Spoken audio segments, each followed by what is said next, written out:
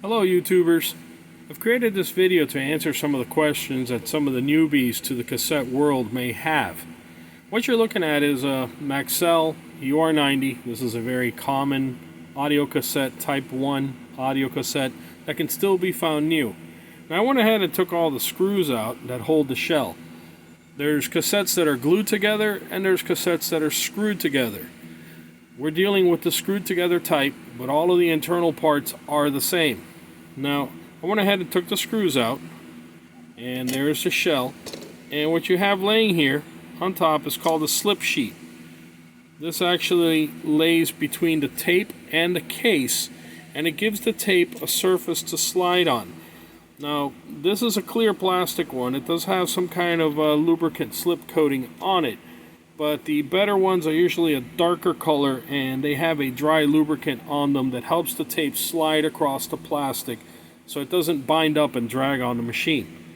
Now looking inside, you got two reels that hold the tape. One is a take up, one is a supply, because the tape in its normal operating condition runs this way. Now if you have an auto reverse deck, it can play the other way around, but what it's done is it flipped the head around. If you put it into a normal cassette deck that has no auto reverse, just your standard run-of-the-mill cassette deck, the tape will always run from this side, the supply reel, through the guides and over to the take-up reel. Now the tape is threaded through this guide, this roller, and then there's a channel right here. There's plastic guides on the outside and on the inside. It goes through that channel, hits the other roller, hits the other plastic guide, and goes over to the reel right here. On the better tapes, and when I say better, I say everything that was made prior to the very end of the cassette days. At the very end of the cassette days, they decided to do away with this metal plate.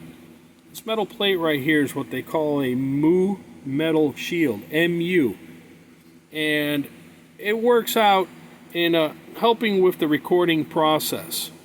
Now they did away with it on the very last generation of cassettes. It's supposed to be a difference. I don't know, on the type 1 cassettes I haven't heard a whole lot of a difference, but personally I'd rather find the ones that have the little metal plate right here, which you can see when you look into the end of the cassette. Then right over here you have a pad, a felt pad that's on a little spring piece. The purpose of that is when you hit play, the head on the tape machine goes and bumps up into here, into this void, and puts a little tension on that. And that's what keeps the tape firmly pressed against the head. Now if you have a tape machine that is what they call a dual capstan machine, it doesn't really need it because it applies tension here and tension over here on the tape through its mechanism.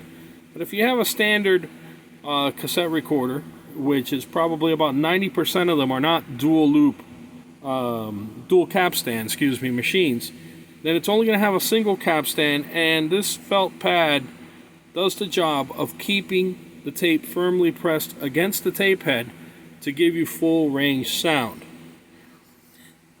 Now, I've been showing you things with this little screwdriver right here, and most people have forgotten that this is magnetic tape.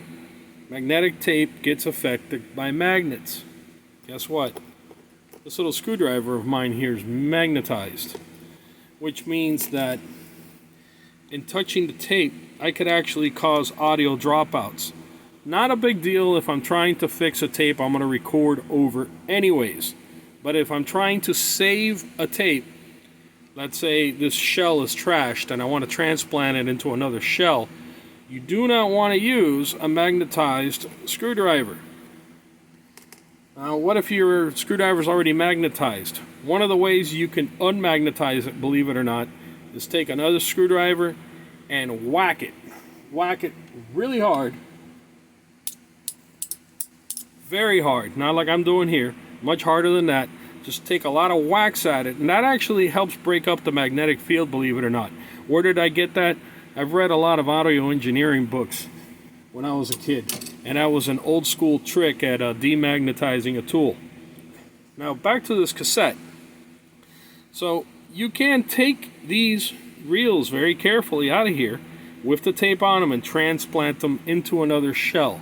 But don't forget that you have to take off these little slip sheets and reuse them if yours are trashed. Don't try to get away without using these, because what will happen is the tape's going to squeal, and eventually it does a lot of premature wear on the edges of the tape, and it's going to trash the tape.